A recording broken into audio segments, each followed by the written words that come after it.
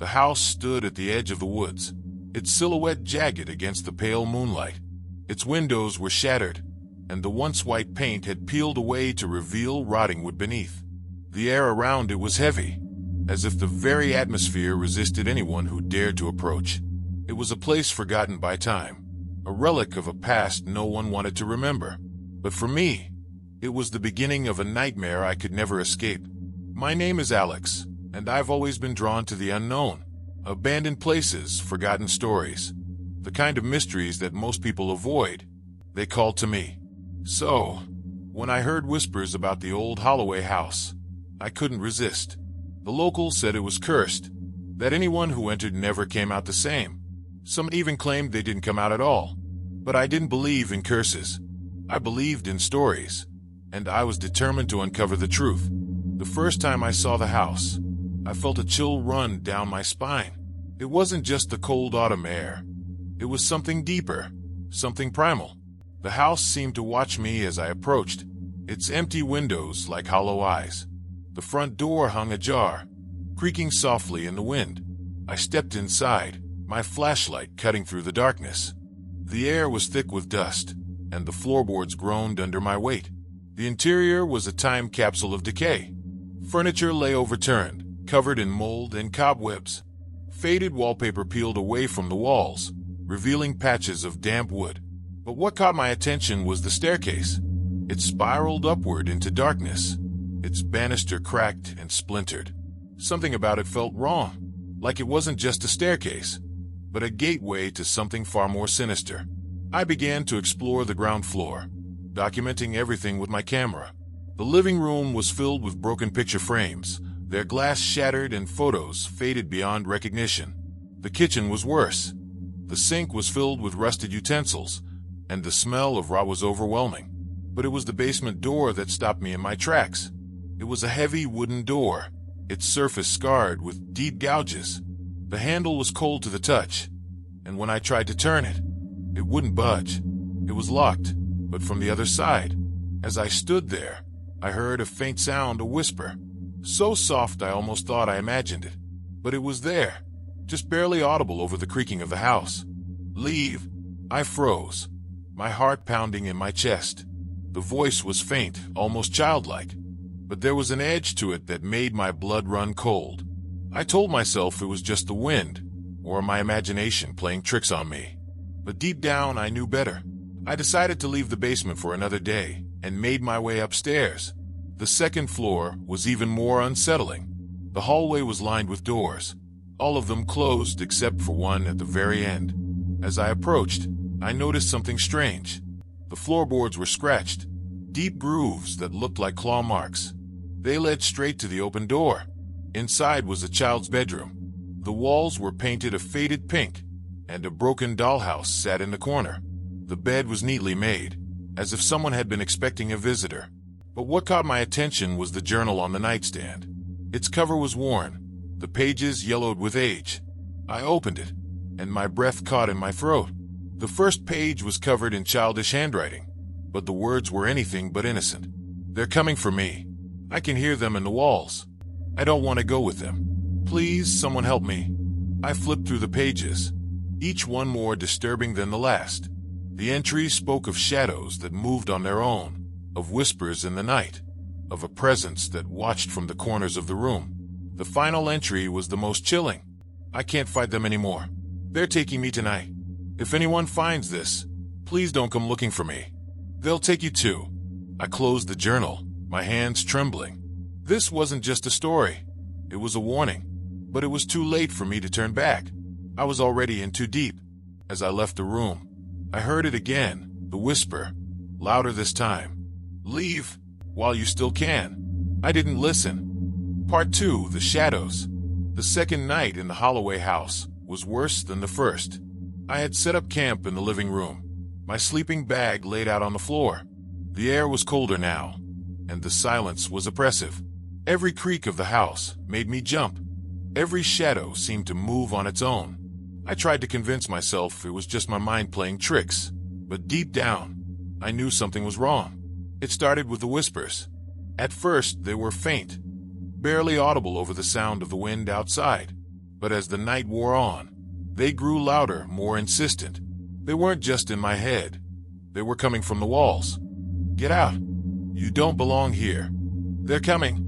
I tried to ignore them, to focus on the journal I had found. The entries were becoming more fragmented, more desperate. The child, her name was Emily, had written about something she called the Watchers. They were the ones who had taken her, the ones who lived in the shadows. I was so engrossed in the journal that I didn't notice the temperature dropping until I could see my breath in the air. The whispers stopped abruptly, replaced by a deafening silence. And then I heard it, a soft, rhythmic tapping, like fingernails against wood. It was coming from the basement. I grabbed my flashlight and made my way to the basement door. The scratches on the floor seemed deeper now, as if something had been clawing at them. The door was still locked, but the tapping was louder, more urgent. "Emily," I called out, my voice trembling. The tapping stopped. For a moment, there was only silence. And then, from the other side of the door, I heard a voice. "Help me." It was Emily's voice, but it was wrong. It was too deep, too guttural, like it was coming from something that wasn't quite human. I backed away from the door, my heart racing. This wasn't just a haunted house. It was something far worse. The shadows around me seemed to shift, to take on a life of their own. I could feel them watching me, their presence pressing down on me like a weight. I ran back to the living room, but the whispers followed me. They were everywhere now, filling the air with their insidious chant. "You can't escape. They're coming. They're here." I didn't sleep that night. I couldn't. The shadows were too close, the whispers too loud. And as the first light of dawn crept through the broken windows, I knew one thing for certain. I wasn't alone in the Holloway house. Part 3, The Watchers. The third day brought no relief. The house seemed darker now, the shadows thicker, more oppressive. I tried to leave, to walk away from the nightmare I had stumbled into. But something kept pulling me back. It was as if the house itself didn't want me to leave. I spent the day exploring the rest of the second floor, searching for answers. The other rooms were just as unsettling as the first.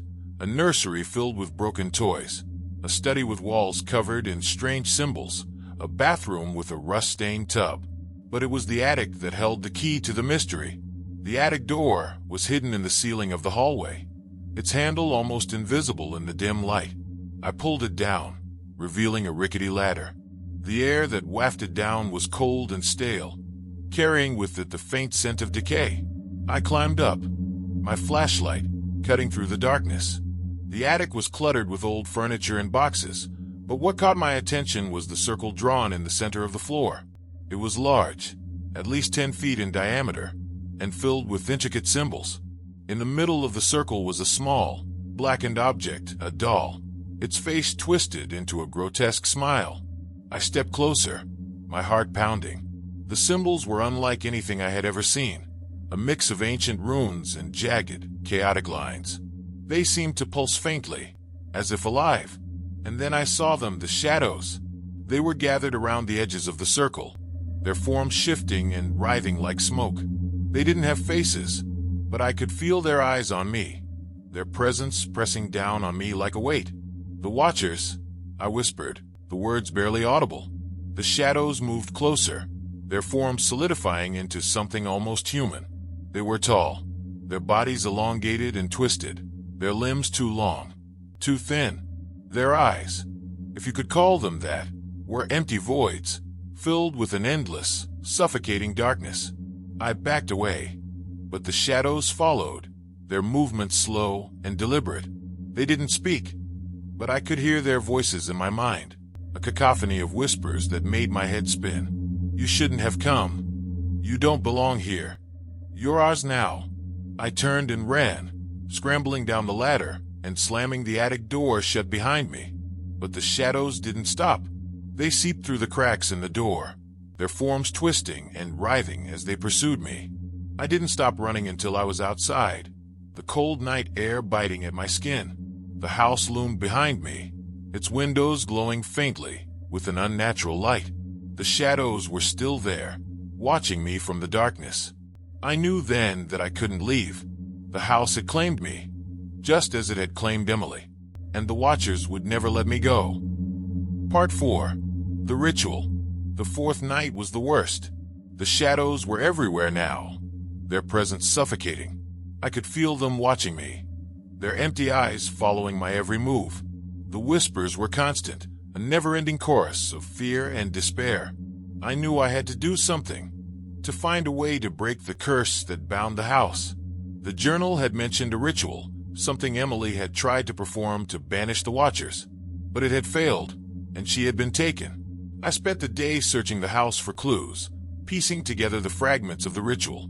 It involved the circle in the attic, the symbols, and the doll. But there was something missing, a key, a focal point that would give the ritual power. I found it in the basement. The door was open now, the lock broken. The stairs were slick with something dark and wet, and the air was thick with the smell of decay. I descended slowly, my flashlight trembling in my hand. The basement was a nightmare. The walls were covered in the same symbols as the attic, but these were darker, more chaotic. The floor was littered with bones, their surfaces blackened and cracked, and in the center of the room was a table, its surface stained with blood. On the table was the key, a small silver locket. It was cold to the touch, and when I opened it, I found a picture of Emily inside. Her eyes were wide with fear, her mouth open in a silent scream. I took the locket and climbed back up to the attic. The shadows were waiting for me, their forms writhing and twisting around the circle. I stepped inside, the locket clutched in my hand. The ritual was simple. I had to recite the words written in the journal, to call upon the power of the symbols to banish the watchers.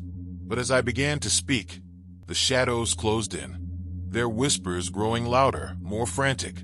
"You can't stop us. You're ours now. You'll never escape." I ignored them, focusing on the words. The symbols began to glow, their light cutting through the darkness. The shadows recoiled, their forms dissolving into smoke. But it wasn't enough. The ritual was incomplete, the power of the symbols fading. The shadows surged forward, their forms solidifying into something almost human. And then I saw her, Emily. She was standing at the edge of the circle, her form faint and translucent. Her eyes were filled with sorrow, but there was a determination in them that gave me hope. "Finish it," she whispered. I closed my eyes and focused, pouring all of my fear, all of my desperation into the ritual. The symbols flared to life, their light blinding. The shadows screamed, their forms dissolving into nothingness. And then it was over. Part 5. The end. Or is it? ***. The house was silent now, the shadows gone. The air was still cold, but the oppressive weight was lifted. I climbed down from the attic, my legs trembling with exhaustion. I left the house as the sun was rising, its light cutting through the trees. The Holloway house stood behind me, its windows dark and empty. But I knew it wasn't over. The locket was still in my hand, its surface cold and unyielding. I opened it, and the picture of Emily was gone. In its place was a single word, written in a childish hand. "Thanks." I smiled faintly, but the smile didn't reach my eyes. The house was quiet now, but I could still feel it watching me, its presence lingering in the back of my mind. I walked away, but I knew I would be back. The Holloway house wasn't done with me, and the watchers, they were still out there waiting. The end, or is it? This concludes the story, but the mystery of the Holloway house remains. What do you think happened to Emily? And what will happen to Alex? Let me know your thoughts in the comments below. Don't forget to like, share, and subscribe for more chilling tales. Until next time, stay curious, but be careful what you seek.